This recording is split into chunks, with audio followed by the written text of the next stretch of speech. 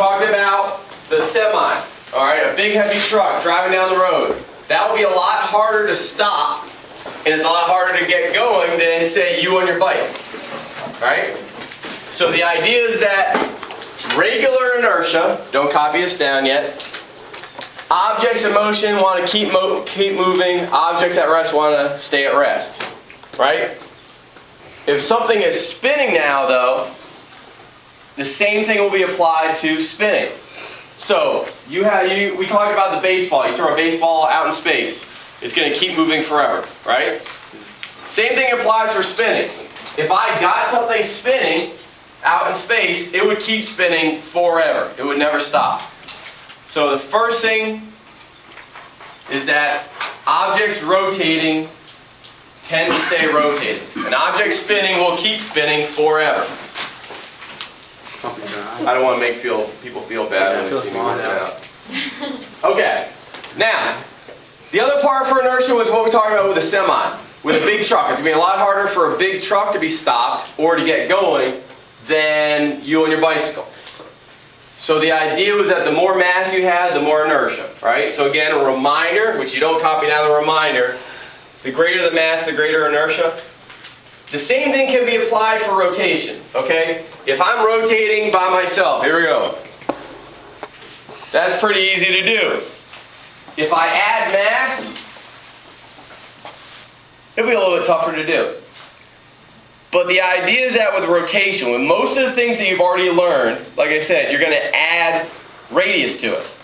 So it's not just adding mass. So yeah, this is easier than this. But if I move the radius out, if I move the bulk of the mass out, it'll be a lot harder to start and stop. So this is a lot harder than this. Okay, so moving mass out away from the axis of rotation will give it more inertia. Does that make sense? So it's not just having mass, but how far away the mass is from the axis of rotation. Alright, so let me put that on there. So what's in bold is what you want to copy down. The further the bulk of the mass is, and you can even paraphrase a little bit if you want, the further the bulk of the mass is, or the further the mass is, the more rotational inertia. Here's how this could be useful. If we have a bicycle wheel, we don't like to have a lot of weight with a bike, right? The heavier the bike, the harder it is to go up a hill. But if we're going to have mass, if we're going to have a wheel that's going to have... But again, the idea with a bicycle wheel is if we're going to have mass, we want to have more rotational inertia. So we want to have the wheel, if we had this versus a disc, this will spin longer, fighting against friction and all that, than just a simple disc that had the same amount of mass to it. Okay, so you want to push the mass to the outside. Okay, if anyone golfs. Yeah? Oh, I forgot about this one. Most people don't know what an aerobie is, but it's a ring, and so instead of a frisbee disc, it's just a ring, you know what I'm talking about? Those will travel a farther distance when you get them spinning because, again, the mass is pushed to the outside. So it's a better spin, it will have a better spin going through the air than a disc where all the mass is closer to the center. Does that make sense? People, you have something to add? I remember I threw it one time, it was kind of a windy day. It stayed in the air for like, just like hovering church. Yeah, because as it spins, it's got that lift to it. Yeah. And we're going to talk about throwing stuff on windy days. Wait for it. There we go. With golf clubs, any golfers, the more expensive golf clubs will have, the idea is that they want to push all the way to the outside. So when you're swinging, here's a rotation. Okay, there's your rotation. You didn't follow through on your swing. Yeah, I'm sorry. 2 years of golf class in college, and I'm still awful. Anyways, so with golf clubs, the more expensive clubs will have a graphite shaft, and all the head will be on the end, or all the weight will be on the head of the club. Because again, you have that rotation. So if I'm going to be rotating my golf club, I want to push all the weight to the outside so that when a golf ball gets in the way, it's going to be hit harder. Okay? So the better your rotation, the more rotational inertia you have, the harder that golf ball will be hit. Does that make sense? Nick, are you checking that on your phone or? No? Okay, all right. Okay. Now, angular momentum. Do not copy this down yet. Don't copy that down. I just want to explain and remind you about old momentum. With old momentum, okay, the fullback running forward. I have mass and I have velocity. I have momentum. Remember that? And we talked about if you increase your mass, if the mass goes up, velocity goes down, or vice versa. So momentum had to be conserved. Now, one other thing I want you to notice is that momentum is easy to figure out which direction it is if I'm running forward. Regular old momentum, I'm running this direction. My velocity is going that way. Which way is my momentum going? Same direction, right? Same direction as velocity. Well, what happens? What's the momentum going to be? Which direction is the momentum pointing here? Is it here? Is it here? It's all going all over the place. Okay, so what we actually do is follow the right-hand rule. And with the right-hand rule, what you do is you take your right hand, you curl your fingers in the direction of the motion, the way it's spinning, and your thumb will point where the direction of momentum is. So right now, my momentum is pointing up. If I turn it down below, now momentum is pointing down. Okay, so right-hand rule will tell you the direction of momentum. Because things are going in a circle, it's not like you can say it's going that way, or that way, or that way. It's going all over the place. So the actual direction of momentum, angular momentum, will be you curl your fingers in the direction of the spin, and your thumb points in the direction of the momentum. Okay? You all got that? Okay. Now, again, don't copy this down. But remember what we said. With regular momentum, if mass goes down, velocity goes up because momentum has to be conserved. The same thing happens with rotational inertia. But you have one more thing. We're also going to have radius. So we have a new formula. L equals mvr. Angular momentum equals mass times velocity times radius. L equals MVR. L equals m times v times r. So L is angular momentum. And that's equal to mass times velocity times radius. Like I said, it's kind of like we're just slapping a radius next to all our equations. They speed up. So with figure skaters, the idea is they get spinning, they move all their weight to the outside, and then they pull their arms and legs in, and they speed up. Let me finish my thought. The idea was just like the old momentum. If one thing goes down, the other thing has to go up, because momentum has to be conserved. So if the radius, if where the weight is, how far away it is from the axis of rotation, if that number goes down, the velocity will go up, and you'll spin faster. So that's why they have to pull themselves in. Because as they pull all their weight in, the tighter and tighter they can pull in, the faster and faster they'll go. All right, with gymnasts and divers, it'll be the same thing when they flip. Okay, with their flips, they're going to start going forward, they're going to extend themselves out and start to rotate. Right, so they'll move all their weight out, start the rotation, and then what do to spin faster? They tuck in, right? So they're going to be rotating, and then they pull they lower their radius by pulling themselves in as tight as possible, and they spin faster. So then when I was on the Olympic gymnastics team, when I'd stick my landing, okay, I'd extend myself out again to slow down. So then my rotation would slow down when I had to stick the landing. So they tuck in to speed up, and then stretch out to slow down. Video, we can't have it. Whoa, all right. Remember that direction is important. So you just felt it. When this is not spinning, it's easy to move back and forth. But once we get it spinning, we have an angular momentum. Using the right-hand rule, angular momentum is pointing this direction right now. And if I try to turn it in another direction, it's going to fight against me. Okay? When when they first built, when they were working on the first helicopter, they had a problem because they realized that if I wanted to go forward, it would point to the left. And if I wanted to go backwards, it would point to the right. Okay, sometimes at a student's face. All right? But what they realized was that they actually had to design the helicopter because of this, the fight back and angular momentum. if you wanted to go to the right, or if you wanted to go forward, you had to actually point it to the right, and it would start to go in the direction you want. Now that's physics above me too. Huh? They tip their nose so they go faster. Yeah, but to get it to go this way, they actually have to apply a force in another direction.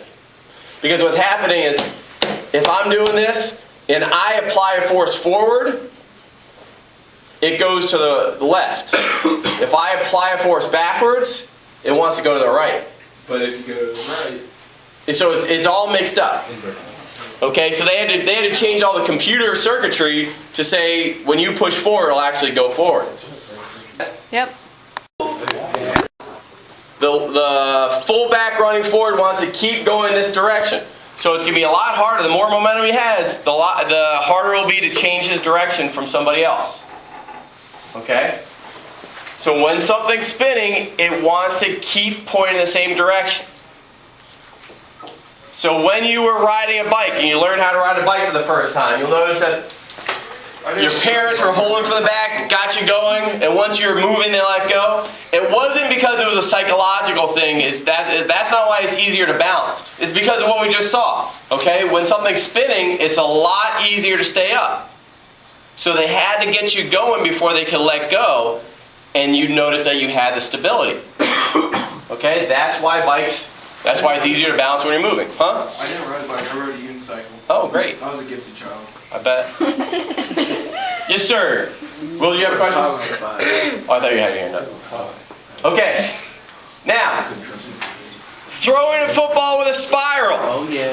The reason you have to throw it with a spiral is the same reason. Okay? If I throw a football without a spiral, the wind's going to make it flop around. Yeah, no. I'm gonna pick it up. The wind's going to flop around. It's going to look like a dead duck flying through the air. But if you throw it with a spiral, as it spins, okay, as it spins, wind blowing, it will fight against it and make sure it stays pointing the same direction the whole time. That's why a spiral is so important in football. It's just this. Okay, back to this thing here. Without a spiral, it's going to flop around in the wind. With a spiral, no matter which way the wind tries to blow it, it's going to keep pointing the same direction. So it's always going to be more accurate, and the football will go much further with a spiral. Okay, what's the difference between a shotgun and a rifle? Shotgun will spread out. Shotgun has a bunch of little pellets. Besides that, what if a shotgun slug and a rifle bullet? Short range. Doesn't have rifling. Rifling, which is short range. Okay, with a rifle, they call it rifling, there's spiral inside the barrel. So as a bullet travels through the barrel, it's spinning. And so it's just like a football. Okay? It's being shot out with a spiral, and that's why a rifle is always much more accurate than a shotgun would be. For that reason. Okay? Okay. Go and copy that down. Torque is force times radius. If you want to...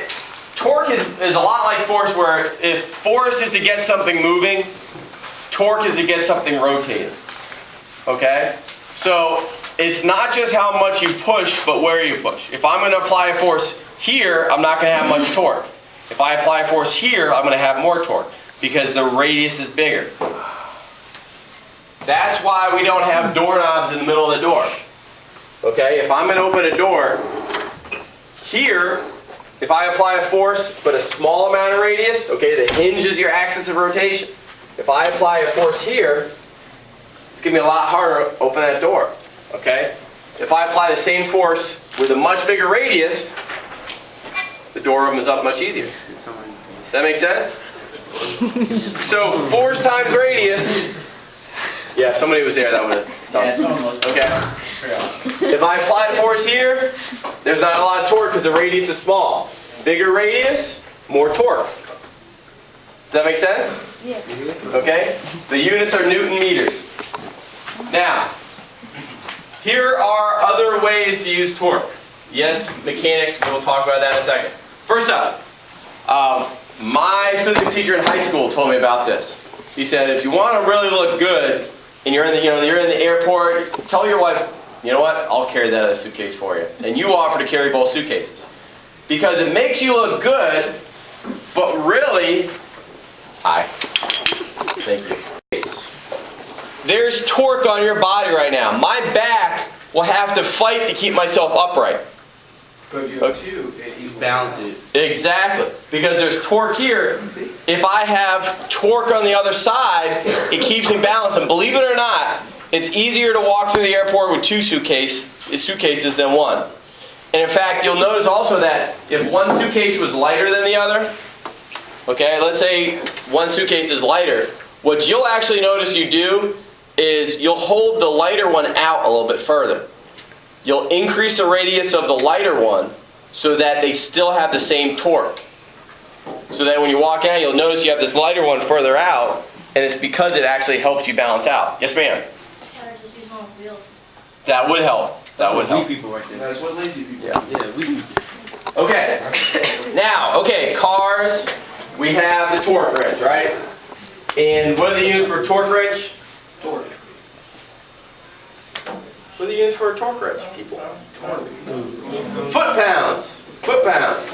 Okay, so, but instead of feet, which will be meters, and pounds, we use newtons. But it's the same thing. It's force times radius. The more torque you have, okay, the more force times radius you have on the bolt. Alright? If you have a lug nut that you can't loosen up with the wrench by itself, what do you use? Torque bigger one. Impact gun. Okay, or a cheater bar. I get my dad help. Alright? People talk about the cheater bar, and the idea is that if you had a wrench, but you still can't loosen up the nut, you put a pipe around it, and so you increase the radius, it'll be a lot easier to loosen that bolt. Okay, so people talk about the cheater bar. When they talk about engine torque, all right, let's say we have the piston right here going up and down in a car. Okay? There and there, it's going up and down. Okay. Different cars, you'll hear them advertised which has more torque. And yeah, the torque will be applied to how much force times radius it turns the wheels, but it goes back to the engine. Okay? If you have a car that has the crankshaft really close to the piston, it goes up and down, you won't have as much torque. But you'll notice that a truck especially, they're going to have the piston further away from the crankshaft. So instead of up here, okay, the crankshaft is going to go down your car and turn the axles of the back wheels, usually your car, or front wheels. But if you have,